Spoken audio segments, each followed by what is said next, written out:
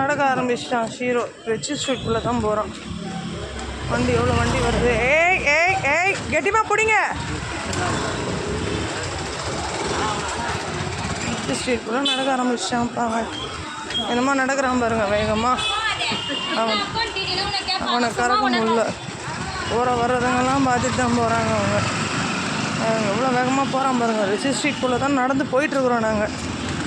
வட வட வட வட ஷீரோ ஓடுறா ஓடுறா. போகிறான் பாருங்க ஷீரோ. குடி மாதிரி நடக்கிறான் பாருங்க.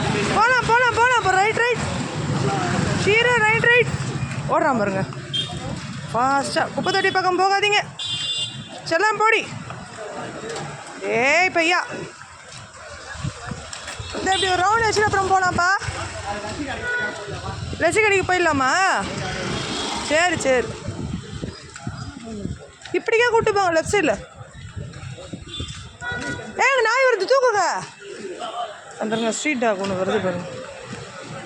நாங்கள் அது ஸ்ட்ரீட் டாக் ஒன்று வர்றதுனால தூக்கிட்டாரு இந்த நாய் தான்.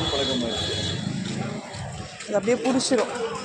எப்பயும் ரிச்சி ஸ்ட்ரீட்குள்ளே கூட்டம் தான் செம்மையாக. கூட்டம் நிற்கவே நிற்காது போல் இருக்குது. ரிச்சி ஸ்ட்ரீட்டுக்குள்ளே வந்து ஷீரோவை உள்ளே கூட்டிகிட்டு வந்து நிற்க வைக்கிறதே பெரிய விஷயமா இருக்குது.